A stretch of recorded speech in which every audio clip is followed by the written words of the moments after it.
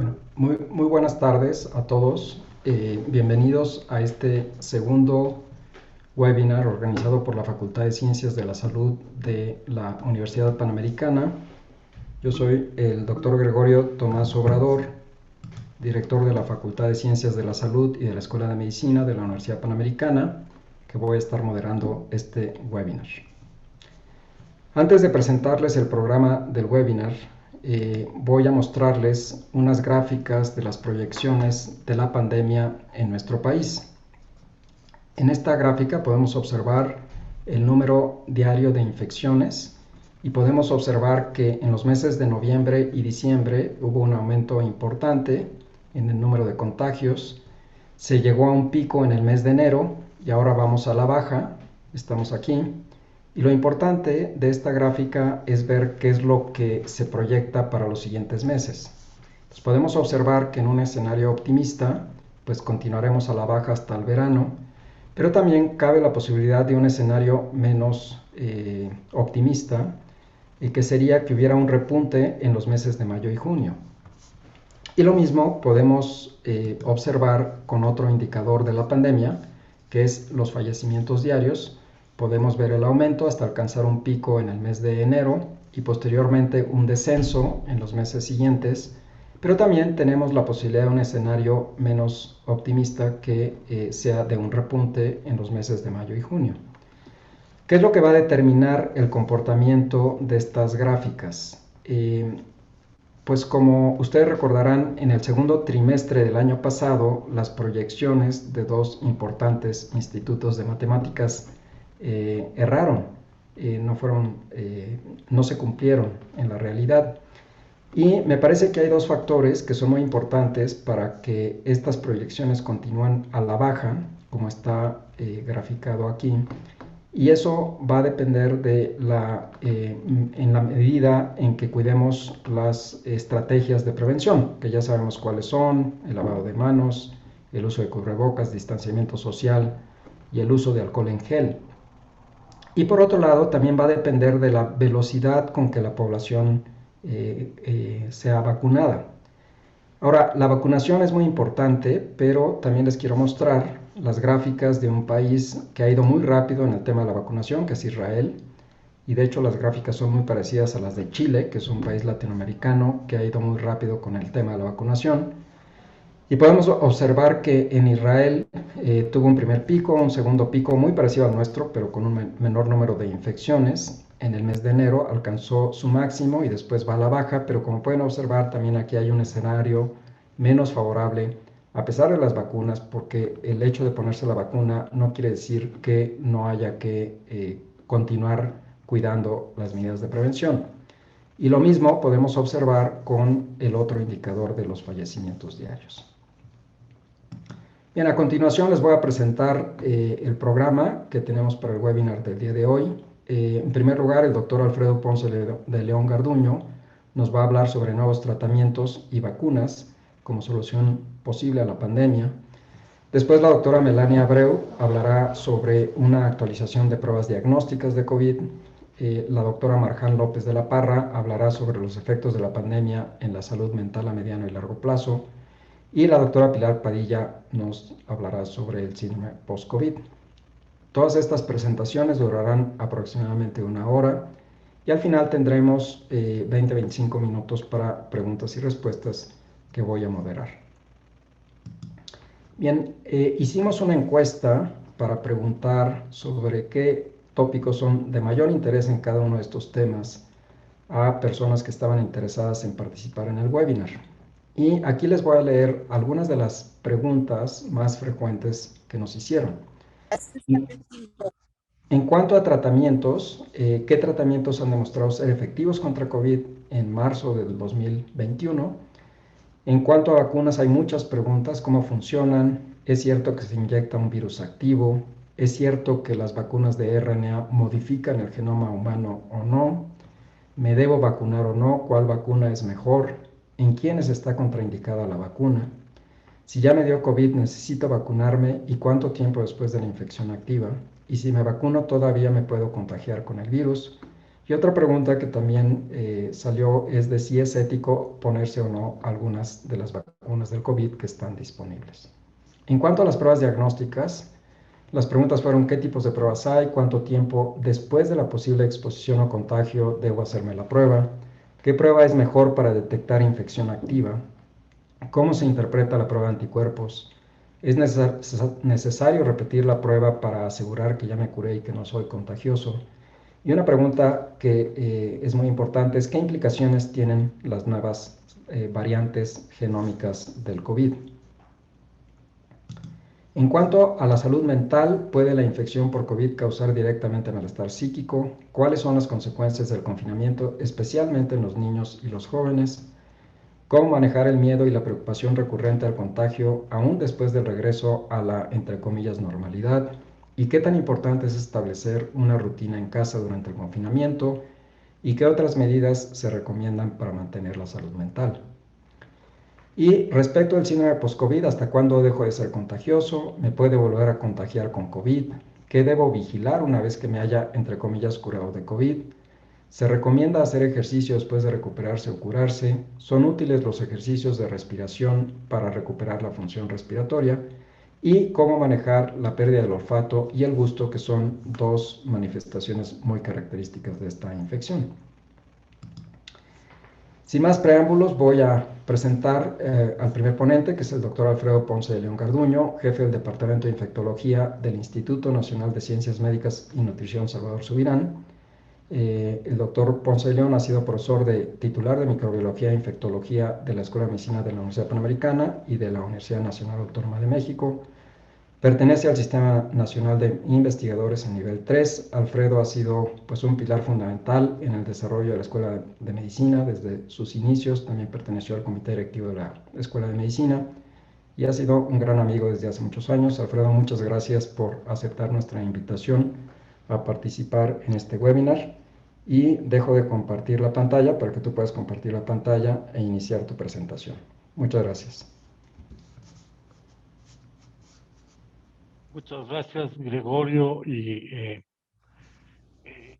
pues es de verdad un gusto inmenso. Estoy muy contento, pero muy contento de que me hayan invitado por varios motivos. El primero es, sin duda alguna, pues porque siendo profesor de la Escuela de Medicina, eh, es realmente un orgullo después de todos estos años que ustedes puedan oír una plática que es para la comunidad UP, no necesariamente para puro médico o para las enfermeras, ¿no? El segundo motivo, y es también de gran regocijo, es que hoy acompaño a tres colegas que pues fueron mis alumnas y eso para un profesor, sin duda alguna, es el mejor de los reconocimientos, ver que son excelentes personas y excelentes médicos, ¿no?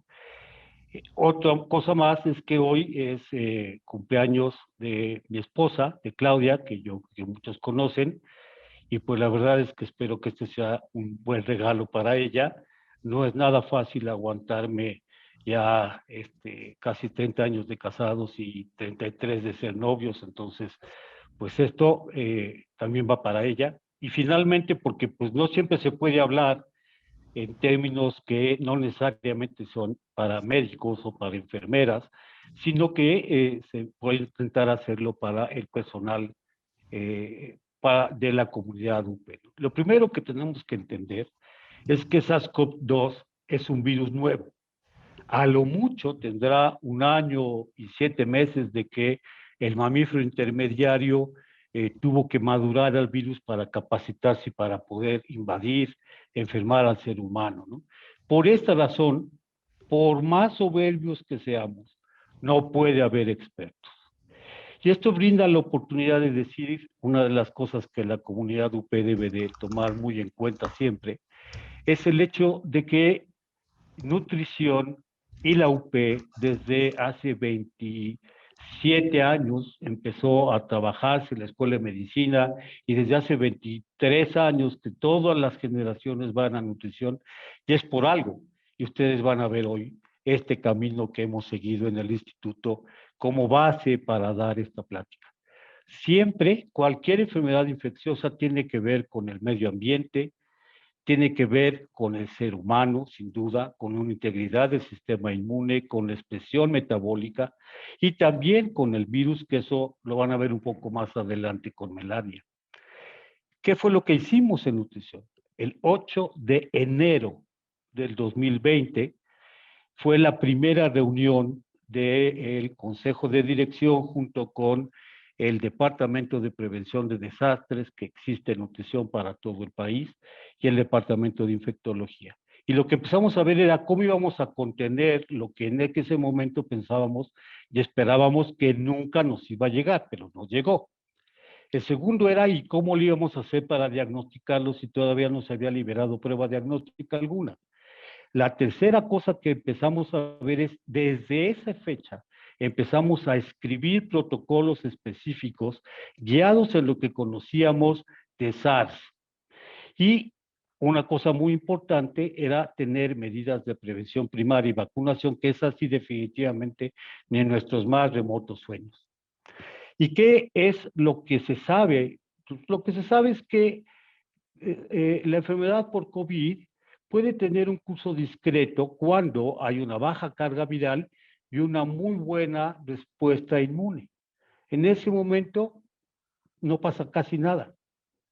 El problema es que este casi nada son ya muchos millones de seres humanos que han tenido un curso muy variable y grave. ¿Por qué? Porque puede haber una mayor carga viral y tener una respuesta adaptativa muy pobre y además no muy bien coordinada. En pocas palabras, desde el principio, y esto lo publicamos ya hace casi un año, nos dimos cuenta que los pacientes llegaban con otros padecimientos y que eran muy diferentes a los que nos habían dicho en China y en Japón y en Australia, un poco parecidos a los de Europa y nada parecidos a los de Estados Unidos, en donde eran prácticamente 73 años, 65 años de promedio de los enfermos, y nosotros lo que estábamos viendo era edad media. El promedio era 50 años, obesos. Y sí, todos llegaban con fiebre, con tos, con falta de aire, pero muchos de ellos tenían neutrófilos normales o elevados y linfocitos bajos. Esta relación de neutrófilo con linfocito, probablemente fuimos los primeros que se dieron cuenta de esto, al igual que el índice de masa corporal. Y por lo tanto, estos pacientes, unos se tenían que ingresar y otros tenían que irse a terapia intensiva. Y claro, cuando empezamos a estudiar esto, empezamos a ver que había diferentes tipos de células y de respuesta de células B. Y esto es muy importante porque acuérdense que son las que producen los anticuerpos que realmente nos pueden proteger. Y en este artículo que se publicó a principios de este año, lo que vimos es que había diferencias importantes entre los que tenían COVID grave y los que no tenían COVID grave. Aquellos cuyas células de memoria inmunológica disminuían parecían ser casos críticos, mientras que aquellas personas que tenían una muy buena respuesta inmunológica, sus células de memoria podían seguir produciendo anticuerpos neutralizantes. Y esto correlacionaba muy bien con el puntaje clínico. Entonces, corroborábamos que se tenía esta respuesta inmune diferenciada.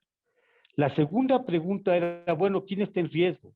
Tanto de progresar o de morir, y si esto era posible de evaluarlo en la consulta inicial para que entonces en todo el país se pudiera reconocer quiénes iban a tener una mayor mortalidad, dado que en México eran relativamente jóvenes. El promedio de edad de aquellos que mueren en México es 49 años.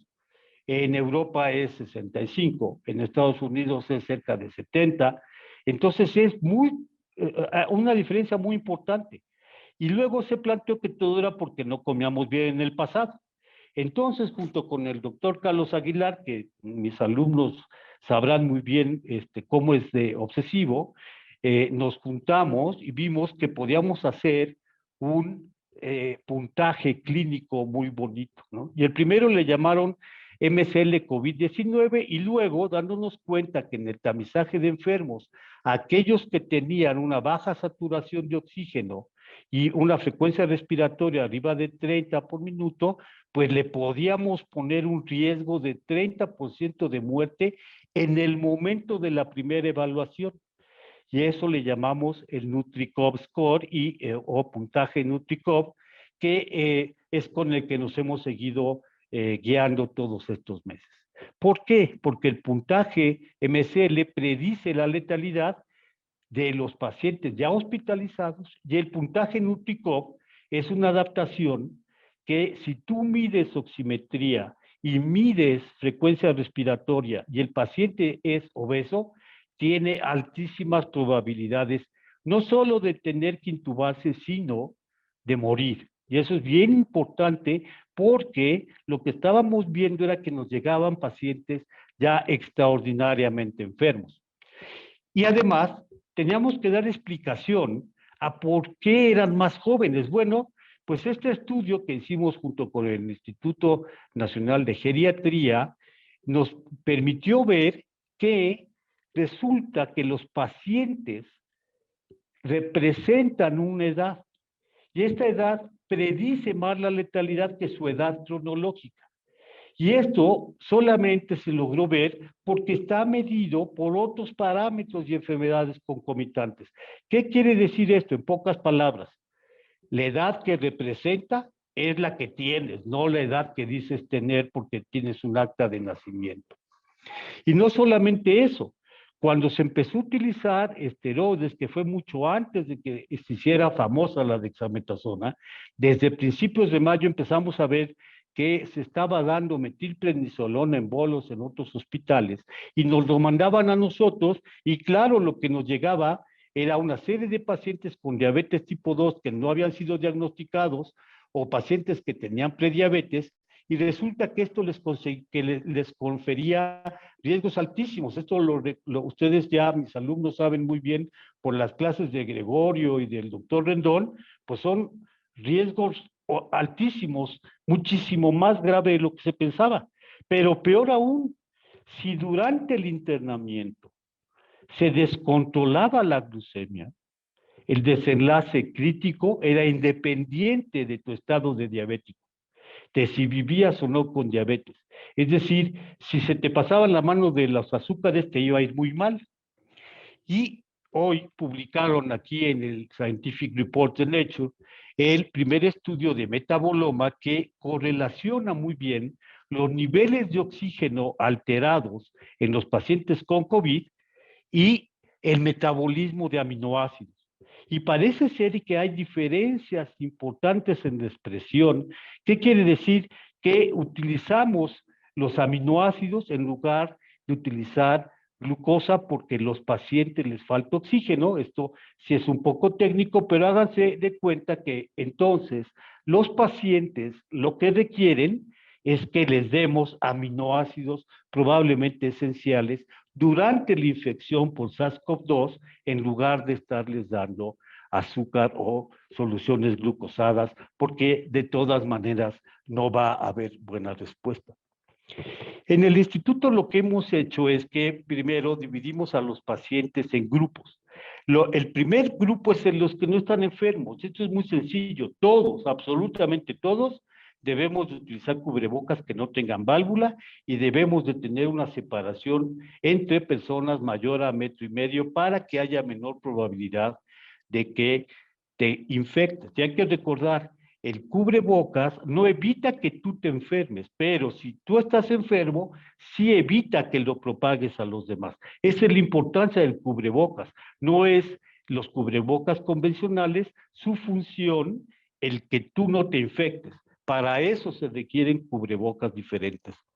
También requieres un lavado de manos con agua y con jabón muy frecuentemente, ventilar los lugares, es decir, evitar lugares cerrados y cuando estás en un lugar cerrado tienes que ventilar en las habitaciones. Evitar aglomeraciones es fundamental. Pero aquellos que tienen contacto con un enfermo que ya tiene COVID, no tiene necesariamente que hacerse la prueba de PCR luego, la prueba de antígeno luego. Lo que tienes que hacer es ponerte en cuarentena, eso sí, y vigilarte. Si no tienes síntomas, no gastes tu dinero en hacerte pruebas. ¿Qué sucede con los que ya tienen COVID, pero no tienen síntomas? A diferencia del quédate en casa, lo que tendría que haberse dicho es ve a la consulta médica en caso de que desarrolle síntomas, pero cuanto antes, porque si llegas a los síntomas, aunque sean discretos, sean leves, y no requieras oxígeno, el médico te debería de sugerir utilizar un pulso oxímetro y medirte la temperatura corporal 3 veces al día, que es lo que hacemos en el traje de nutrición. Nosotros conseguimos que nos donaran suficientes pulso oxímetros para dárselo a todos estos pacientes y que en su casa se midieran la saturación de oxígeno y la temperatura 3 veces al día y nos la reportaran. Y después de esto, ¿qué pasa si ya tienes síntomas, si fuiste valorado y te puedes ir a tu casa? Tienes que estar 2 semanas en cuarentena. Tomar paracetamol si tienes fiebre o si tienes dolor corporal, pero no se recomienda que recibas dexametasona, ni antivirales, ni ningún tipo de terapia que baje las defensas, es decir, inmunomoduladora. ¿Qué sucede con los pacientes que tienen síntomas leves y que ya no saturan también, es decir, están alrededor del 90% de saturación? ¿Se pueden ir a su casa? Sí. Se pueden ir a su casa con oxígeno suplementario a dosis muy bajas, 1 a 2 litros por minuto, pero sin dexametasona, sin antivirales y sin tratamiento inmunomodulador. En cambio, aquellos que tienen saturaciones de oxígeno persistentemente o en su casa o ya en el momento en que lo mides tú en el área de tamizaje menor de 90%, esos pacientes se les practica una tomografía axial computada.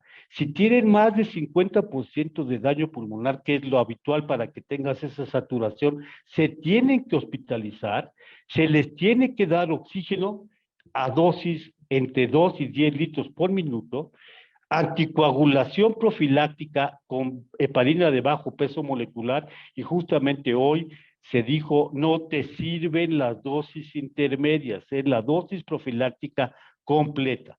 El problema grave de esto es que esos pacientes tienen que estar aislados por completo.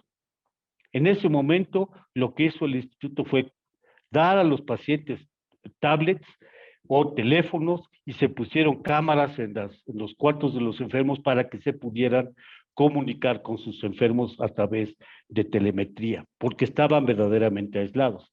Y en ese momento también es el momento en el que tú puedes utilizar Remdesivir, que es este antiviral que recientemente se aprobó y al cual se le puede sumar dexametasona o algún esteroide a dosis equivalentes o baricitinib, que siempre, tanto el baricitinib siempre debe ir acompañado de remdesivir. Y este es el primer artículo que reportamos en el New England, en donde vean ustedes cómo en aquellos que reciben oxígeno a una dosis entre 2 y 10 litros por minuto, les va mucho mejor si les das remdesivir que si les das placebo. Y cuando se ve esto con baricitinib, la respuesta es exactamente igual. Cuando tú le sumas un inmunomodulador al remdesivir, se potencia el efecto y miren que las potencias son muy altas. Este es el primer estudio que también se publicó ya a principios de este año, en donde se comprobó que un inmunomodulador más un antiviral son aditivos. El remdesivir entonces sí disminuye la mortalidad, pero se tiene que usar de manera temprana, en los primeros 10 días de tratamiento y en paciente que está grave pero no crítico, es decir, que todavía no requiere flujo de oxígeno muy elevado y por lo tanto no requiere ventilación mecánica, es decir, que se le ponga un tubo en la tráquea. ¿Qué hacemos con los que requieren alto flujo? Estos pacientes les seguimos dando dexametasona y les damos una dosis de tocilizumab, además de morfina para que no sientan la sensación de ahogo y también se les anticoagula. Y resulta que el estudio de tocilizumab, que también publicamos recientemente, vimos que si no tenían ventilación mecánica, el tocilizumab disminuía la probabilidad de progresión, intubación o muerte, pero no necesariamente la sobrevida, porque ya después del tratamiento, después de 28 días, después de que ya se consideraban curados de COVID, pues claro que se podían morir de otra cosa. Y eso se atribuía a COVID cuando en realidad era por complicaciones de COVID o por alguna otra enfermedad. Es muy complicado hablar de los pacientes intubados. ¿Por qué? Porque requieren que se les ponga boca abajo, requieren hipnóticos, relajantes musculares y anticoagulación profiláctica y dexametasona y tocilizumab y lo que ustedes quieran, y de todas maneras en cualquier parte del mundo la mortalidad del paciente intubado está alrededor de 30 a 35%. ¿Qué no debemos usar? No debemos usar hidroxicloroquina. La ivermectina requeriríamos 100 veces la dosis que se utiliza para matar piojos. Entonces, pues de nada te sirve porque lo que damos es para matar piojos. No sirve el interferón, no sirven otros antivirales.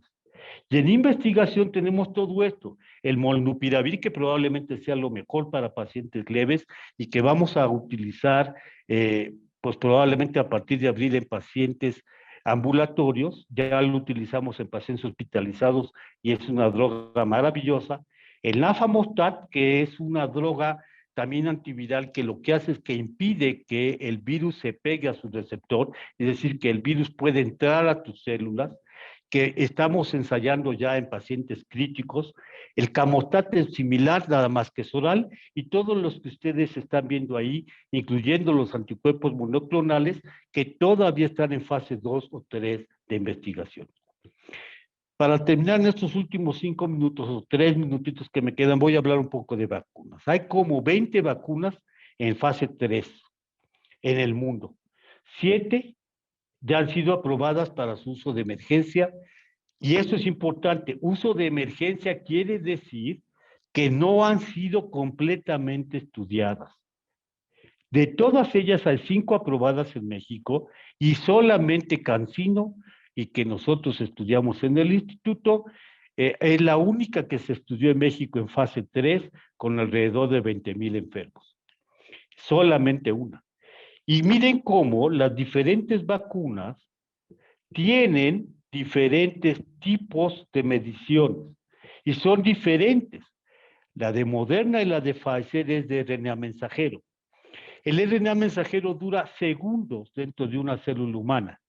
Inmediatamente se metaboliza. No puede cambiar la expresión de tu DNA porque es RNA, es decir, es imposible que te estén poniendo un virus que afecte tus mecanismos celulares. Lo único que hace es que algunas proteínas pequeñas del virus se expresen en la superficie de algunas de tus células y entonces sirva para que sean reconocidas como células extrañas y la respuesta inmune las combata. Pero son claramente diferentes en muchas otras cosas. La de Astra, la de Johnson y Johnson, la de Sputnik, lo que utilizan son vehículos que son virus que son no humanos, son virus que afectan chimpancés o afectan otro mamífero, porque la rusa dice que son chimpancés, pero habría que ver, y son vehículos de virus que no te producen enfermedad. Y en estas células se inyecta algunas de las secuencias genéticas de los virus para que puedan producir, para que al expresar estas moléculas se puedan producir anticuerpos. Está claro que también tienen diferencias en la temperatura de almacenamiento y de producción. La inmensa mayoría de estas vacunas, después de que fueron descongeladas del ultracongelador a menos 70 grados, pueden subsistir en buen estado 5 días entre 2 y 8 grados centígrados. Y una vez que se preparan, pueden estar hasta 5 horas en una nevera, digamos, en un vehículo portátil para que puedan ser administrados a los pacientes. Solamente Moderna y solamente Pfizer han demostrado que se producen anticuerpos neutralizantes, y los anticuerpos neutralizantes son los que sí efectivamente impiden la entrada del virus porque se pegan al receptor del virus, que es el que tiene que interactuar con tus células. Por eso es que podemos tener la eficacia tan alta de tener 90 y tantos % de eficacia, pero no se ha probado la eficiencia.